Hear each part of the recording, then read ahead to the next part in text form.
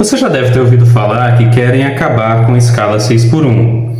Já faz algum tempo que esse assunto tem gerado uma certa discussão no nosso Congresso e acabou gerando uma divisão entre aqueles que são a favor do fim dessa escala e muitos que têm se posicionado de forma contrária. Entre os que são contra, o que me chamou a atenção é que os que mais se destacaram são figuras religiosas, líderes religiosos ou figuras de prestígio entre muitas igrejas. E também eu tenho notado que muitos influenciadores, youtubers, produtores de conteúdo ligados ao meio cristão têm se engajado nesse debate, tentando convencer o seu público de que essa mudança vai ser prejudicial para nós trabalhadores. E aí me veio esse questionamento, será que realmente é papel da igreja estar dando opiniões sobre assuntos envolvidos e relacionados à jornada de trabalho? Pois bem, para responder essa pergunta, eu trouxe hoje aqui alguns argumentos baseados no Evangelho, que deveria ser o alicerce de toda a religião cristã, para a gente debater um pouco sobre esse assunto. Meu nome é Erielson, eu sou um trabalhador cristão, como a maioria de vocês, e a gente vai analisar um pouco sobre o que o Evangelho nos ensina a respeito de jornada de trabalho e sobre a importância do trabalho de um modo geral. Para começar, o que é essa jornada 6 por 1? Acho que a maioria das pessoas ou quem já não trabalhou, deve conhecer alguém que trabalha nesse tipo de escala. Que é aquela jornada de trabalho em que você trabalha 6 dias por semana, tem apenas direito a um dia de folga, Em muitos segmentos que trabalham nos fins de semana, então a pessoa tem direito a apenas um domingo por mês, E acaba folgando em dias aleatórios durante a semana. E já faz um tempo, desde 2023, que começou nas redes sociais um movimento chamado VAT, Vida Além do Trabalho, que pede o fim desse tipo de escala de trabalho 6 por 1. A argumentação das pessoas que defendem esse movimento, que fazem essa reivindicação, é que é uma jornada de trabalho extremamente exaustiva e desgastante, que do nosso ritmo de vida atual acaba privando a pessoa de ter tempo para a família, de ter tempo para si mesmo. Não permite que a pessoa possa descansar. Você trabalha 6 dias na semana e no único dia que sobra, você tem que estar cuidando da sua casa, correndo atrás dos seus problemas para resolver, descansando, estudando ou tendo algum momento de lazer. Fica tudo isso acumulado para uma única oportunidade. Para os trabalhadores que moram em cidades grandes, é ainda pior, porque eles sofrem com a questão do trânsito, que consome um tempo absurdo no seu dia a dia, e aí o tempo que sobra para eles nesse único dia de folga acaba sendo ainda mais limitado. E houve um grande engajamento nessa campanha, tanto que o criador desse movimento no ano de 2024 ele foi eleito vereador na sua cidade. E, finalmente, esse assunto chegou até o Congresso Nacional. Foi feita uma proposta, proposta de lei que revoga realmente esse tipo de jornada de trabalho. Então, ela propõe uma jornada alternativa com uma carga horária menor. E desde então, a gente tem visto vários políticos se colocando completamente contra. E alguns que mais se destacaram nessa argumentação são pastores bastante conhecidos ou políticos bem famosos entre o público religioso. E entre os argumentos que eles apresentam contrários a essa mudança, eu achei interessante que eles partem de duas linhas de raciocínio diferentes. Uma econômica e outra teológica. Quanto à parte econômica, eu não sou economista, sou um engenheiro de formação, tenho especialização em gestão empresarial, então apesar de eu não sei a pessoa mais indicada para falar de economia a nível nacional, mas eu entendo muito sobre planejamento de força de trabalho. Essa é a minha especialidade de atuação. E nesses argumentos de cunho econômico, né, primeiramente, o que eles vão falar? Né? O que é o mais básico? Cara, se mudar esse tipo de trabalho, vai quebrar o Brasil. A economia não vai aguentar, as empresas vão falir, porque se reduzir essa jornada de trabalho diária, eles não teriam como atender, né, a demanda de trabalho, teriam que contratar mais gente, consequentemente as empresas iriam falir, ia gerar um desemprego muito grande e, consequentemente, ia acabar com a nossa economia. É interessante observar que esse tipo de argumento é muito antigo. Se você for pesquisar, é o mesmo tipo de argumentação utilizada pelos grandes fazendeiros, pelos empresários brasileiros na época do fim da escravidão. Que absurdo, né? Se a gente tiver que pagar alguém para trabalhar, a gente não vai conseguir produzir. As fazendas vão quebrar, a nossa economia vai entrar em colapso. Isso é muito mais antigo do que isso. Desde que a gente começou na Revolução Industrial, com o surgimento das grandes fábricas, com a massa de trabalhadores assalariados nas cidades, com jornadas e situações de trabalho extremamente exploratórias, quando os trabalhadores começaram a se organizar em sindicatos e reivindicar melhores condições de trabalho, o questionamento dos empregadores foi sempre o mesmo. Não, cara, se a gente tiver que pagar um salário justo para as pessoas, a empresa não tem condições, vai quebrar. Se houver aposentadoria, tá maluco? A economia não aguenta. Se diminuir as jornadas de trabalho, que inicialmente geralmente eram 16 horas por dia, não, as empresas não têm condições. Então foi assim quando a jornada de trabalho diminuiu de 16 para 14, depois para 12, depois para 10, depois para 8. Sempre houve esse mesmo questionamento sobre a empresa não conseguir dar conta dessa redução de carga horária. Até quando quiseram suspender o trabalho infantil, e no caso eu estou falando de adolescente que trabalha lá no comércio dos pais, não, estou falando de trabalho infantil mesmo. Um exemplo eram os limpadores de chaminé, sabe aquelas casas lá no hemisfério norte que tem aquela lareira, que tem a chaminé por onde entra o Papai Noel? Pois é, sabe quem costumava fazer a limpeza daquele negócio? Criancinhas mesmo, que eram amarradas e desciam lá dentro da chaminé para limpar o negócio, porque era quem cabia sem ter o risco de ficar entalado. Outro exemplo muito comum era o uso de crianças em minas de carvão. Porque o que acontece? Em minas de carvão tem o risco de ter o vazamento de gás e acontecerem explosões. Então, era comum se utilizarem aves, porque aí você levava o passarinho lá na gaiola, se o passarinho sentia o cheiro de gás, ele acabava desmaiando, então a pessoa sabia que tinha um vazamento e tinha que correr de lá antes que acontecesse um acidente. Mas também era muito comum utilizarem crianças.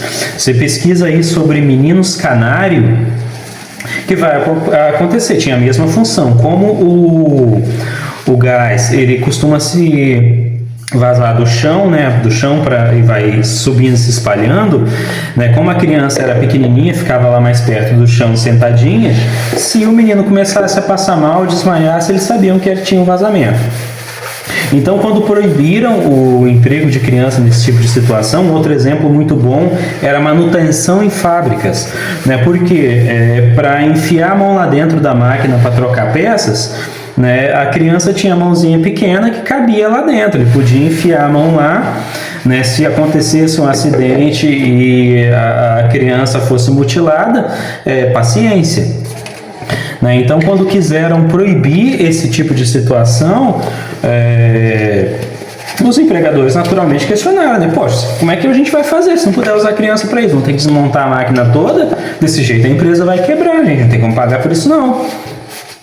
Então esse questionamento é antigo todo tipo de conquista que houve através da luta, né, da pressão dos trabalhadores, seja por meio de greve, seja formando seus próprios partidos para representar os seus interesses no governo, sempre a gente teve esse tipo de debate polêmico. No Brasil, um exemplo muito importante foi o da criação do 13º salário. Poxa, que absurdo, cara. Você já paga o salário todo mês para a pessoa, e aí uma vez por ano vai ter que pagar um salário a mais? Não, as empresas não têm como arcar com isso. Vai ser um rombo enorme na aposentadoria. Os maiores jornais do país notificavam isso, que era uma medida desastrosa do governo. E o que aconteceu foi que, tendo um salário a mais por ano, houve um crescimento enorme no comércio, porque a pessoa que já batalha o ano todo com o mínimo para poder se manter, quando ela tem a oportunidade de ter um dinheirinho a mais, ela vai comprar aquela coisa que está faltando, vai ter um pequeno momento de luxo na sua vida, comprando um utensílio, um eletrodoméstico, uma roupa melhor, um presente para as crianças. Então isso teve um impacto absurdamente positivo no comércio, que depois se refletiu também na indústria, na prestação de serviços, na agricultura. Através de uma medida relativamente simples, um salário a mais por ano, que foi dito que iria quebrar as empresas. E é muito parecido com o que a gente vê hoje na questão da redução da jornada 6x1. Porque, querendo ou não, na sociedade capitalista, que é uma sociedade voltada totalmente para o consumo, se a pessoa não está trabalhando, se ela não está produzindo, o tempo que sobra para ela vai estar consumindo de alguma forma. Isso quando não consome enquanto trabalha.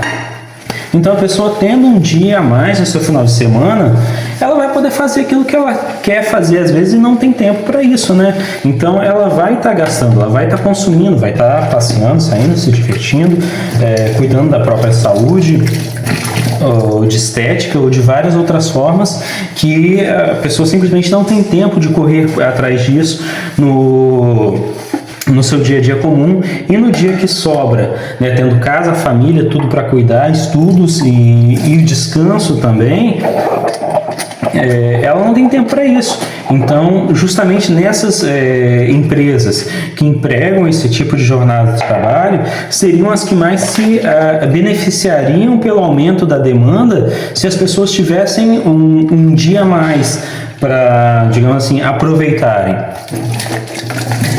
Então, assim como aconteceu no caso do fim da escravidão, que as pessoas passaram a trabalhar assalariado e esse salário foi revertido no consumo na nossa própria economia, esse tempo a mais que haveria com o fim da jornada 100x1 também seria revertido em consumo.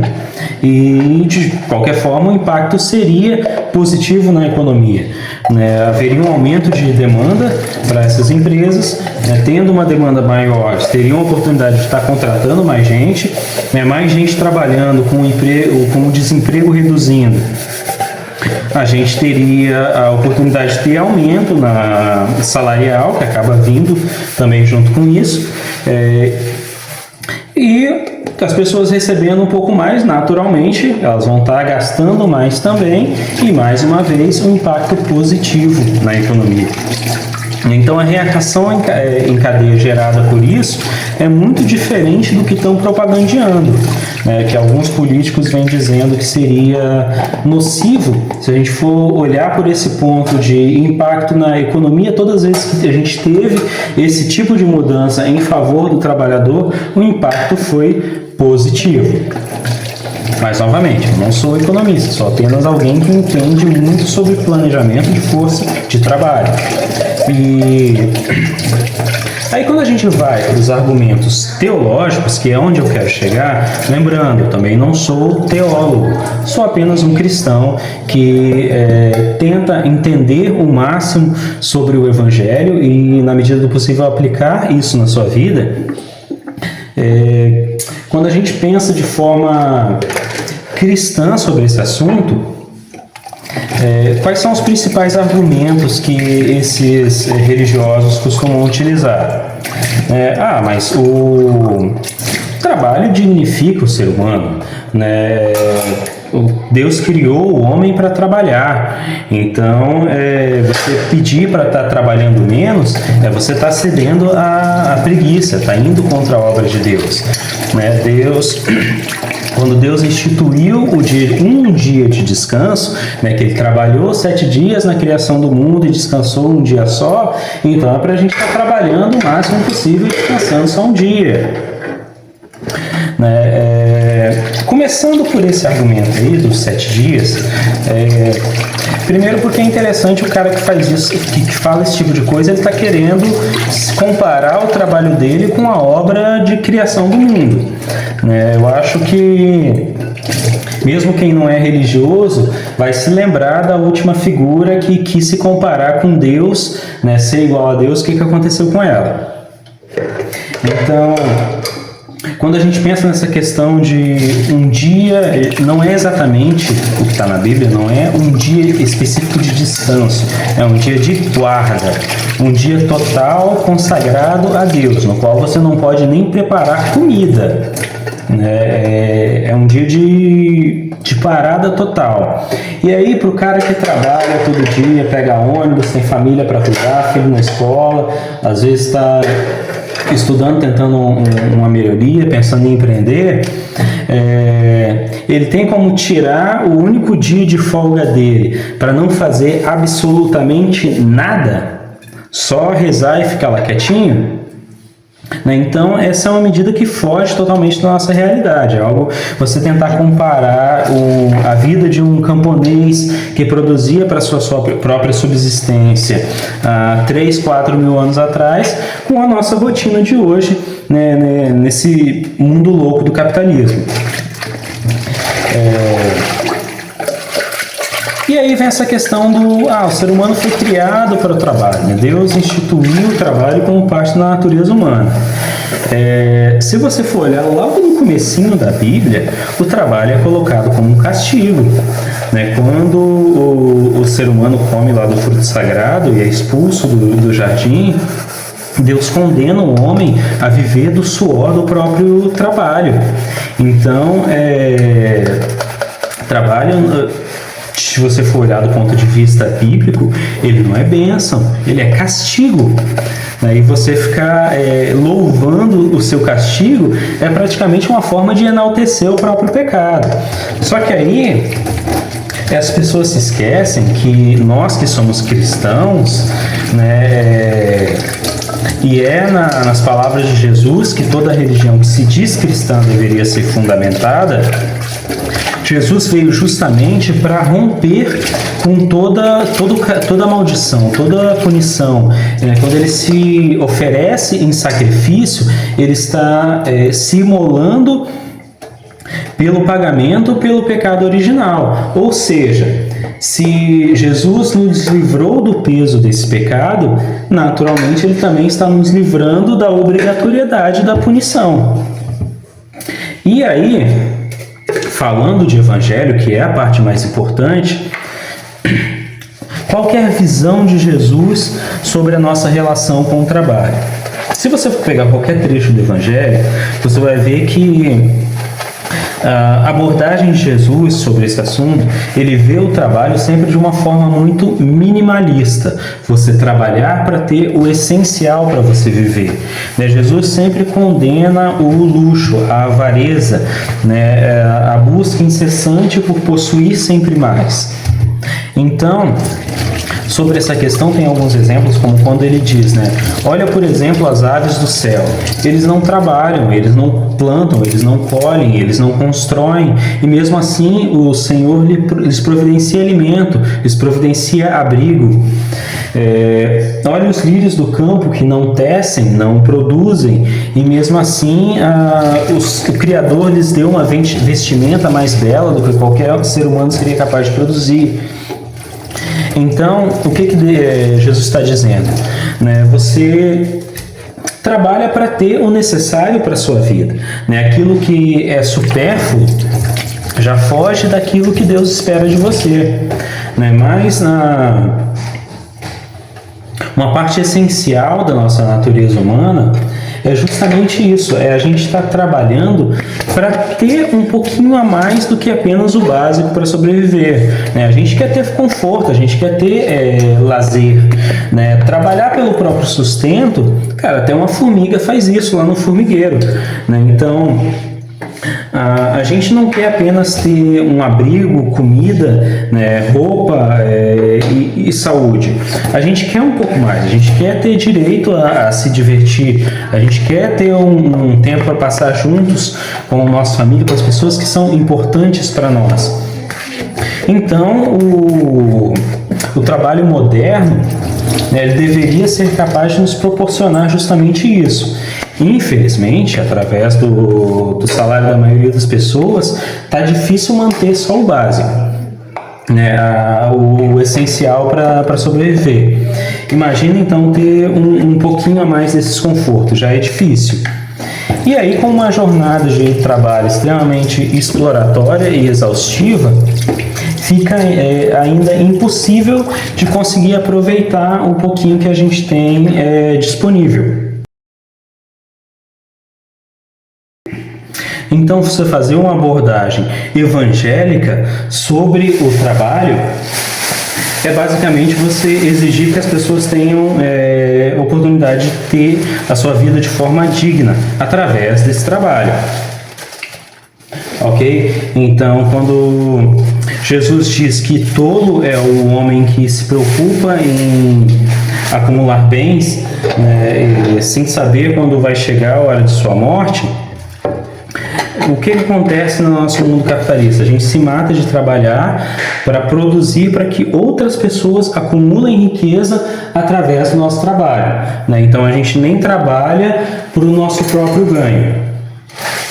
Então, pedir que cada um tenha um tempo de descanso digno é o mínimo que a gente pode esperar, né? Se essas figuras religiosas se colocam como defensores da família, né, o mínimo que eles têm que exigir também em suas políticas é que as pessoas tenham condições de conviver com suas famílias, de participar do cotidiano em sua casa, né, e não apenas ver os filhos correndo uma vez por semana naquela correria e estando tão exaustos que não têm um tempo de qualidade para dedicar a esse cuidado familiar, né, a ter esse contato com seus parentes, seus amigos, as pessoas que são importantes.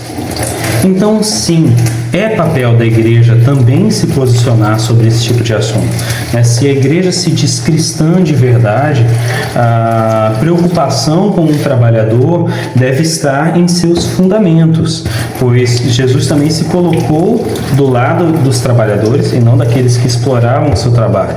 Sobre essas pessoas, inclusive, ele chama eles de hipócritas, né? Porque ele diz: cuidado com esses doutores da lei, com esses fariseus, porque o que eles fazem? Eles preparam cargas pesadas, colocam nas costas do trabalhador e obrigam eles a carregá-las, mas eles mesmos não levantam um dedo para fazer um esforço para ajudar a fazer um trabalho. Então, da mesma forma, a gente tem essas lideranças religiosas que se dizem cristãs, mas que na verdade eles servem aos senhores, servem ao capital, servem aos grandes empresários latifundiários, aquelas pessoas que são justamente o tipo de gente que condenou as atitudes de Jesus. Então, o trabalho só é capaz de dignificar o ser humano quando ele provém a essa pessoa condições para uma vida digna. É importante lembrar que esses deputados que são contra o fim da escala 6x1, eles trabalham 3, 4 dias por semana no máximo e faltam pra caramba ainda, né? Usam uma quantidade absurda de dinheiro público para atender seus interesses pessoais. Então é contra esses hipócritas que Jesus estava nos alertando. Ele está do lado do trabalhador. Se você, assim como eu, é alguém que vive do seu próprio trabalho e que se considera cristão, ou que pelo menos reconhece que os ensinamentos de Jesus nos conduzem a uma vida melhor, é importante que você se posicione em favor da luta dos trabalhadores, né? Então, leva esse assunto para o seu líder religioso, para o seu pastor, para o seu padre, para a sua comunidade, né? Se você achou interessante essa abordagem que eu fiz, compartilhe esse vídeo com seus conhecidos, né? Curte aí, que ajuda a chegar a mais gente. Deixa aí nos comentários a sua experiência, se você trabalha com escala 6x1, se você já trabalhou, se você conhece pessoas que trabalham nessa situação. Compartilha aí a sua vivência conosco para enriquecer esse discurso. Se você acha que o que eu estou falando não faz sentido, também deixa aí a sua opinião para a gente poder estar analisando e debatendo a respeito disso. Mas principalmente, fica de olho nas pessoas que você votou, né? Fica de olho nas pessoas que você tem visto como possíveis candidatos para próximas eleições, como é que eles estão se posicionando com relação a esse assunto.